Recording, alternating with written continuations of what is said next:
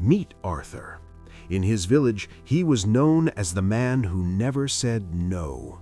If neighbors needed their fences painted, they called Arthur. If boxes needed moving, they called Arthur.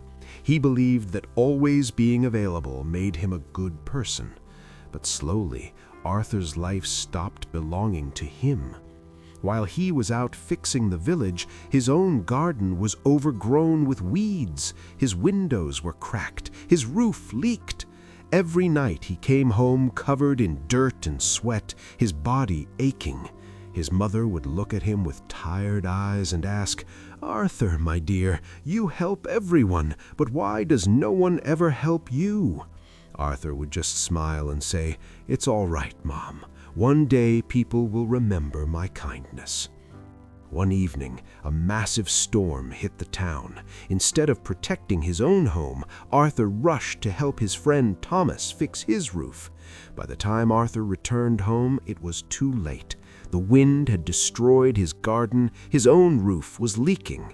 He was shivering from the cold. His mother placed a warm towel on his shoulder and asked, "Arthur, out of all the people you helped, did anyone ask, 'Is everything fine at your house?'" He didn't reply, but inside him, something broke. The next morning, Arthur sat alone near the old well, tired and confused. An elder from the village approached him. The man was quiet and humble. People respected him, but he never spoke much. He sat beside Arthur and asked gently, "My son, why do you look so troubled?" Arthur sighed. "Sir, I don't understand what I'm doing wrong. I help everyone, but I feel empty. I feel tired, not from work, but from people. Why does it feel like kindness is breaking me?" The old man looked at Arthur and asked, "What happens if everyone in this village takes water from this well, even when there is no rain?" Arthur thought for a moment and said, "The well dries up." "Exactly," the old man said. "If you try to scrape water from a dry well, you only bring up mud. Eventually, the walls collapse." He placed a hand on Arthur's shoulder. "You are trying to water the whole village with a dry well, son. You must let the rain fill you back up. Otherwise, only the mud will be left." The lesson stayed with him. The real test came the next day at noon. Arthur was working in his garden fixing the fence. Thomas came running to Arthur's gate, breathless, and said, "Arthur, I need you right now. I need help moving a heavy cart of firewood." Arthur looked at his ruined garden. His old habit kicked in. He wanted to jump up and say yes instantly, but then he remembered the words of Old Man. He realized that if he gave any more today, he would just be scraping up mud. He had nothing left to give. He took a slow breath and looked at his friend. "I'm sorry, Thomas," he said gently. "I cannot help you today. I need to fix my fence." Thomas froze. He looked shocked, almost offended. "But you always help." "I know," Arthur replied softly.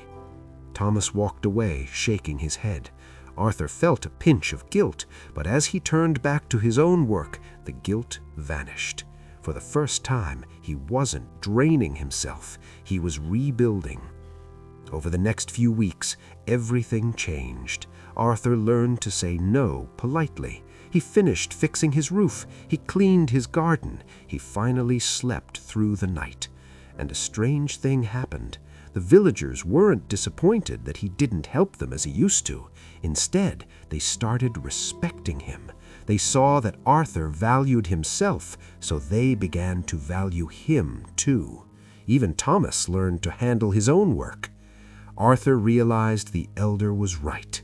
By taking time to rest and care for himself, he actually had the energy to give his best when people really needed him. So, my friend, look at your own life. Are you constantly running on empty?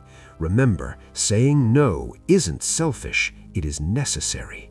You cannot help anyone else if you are completely broken. Protect your peace. Take the rest you need, because you can only truly be there for others when you learn to be there for yourself first. Watch this video to see how a silent farmer changed an entire village.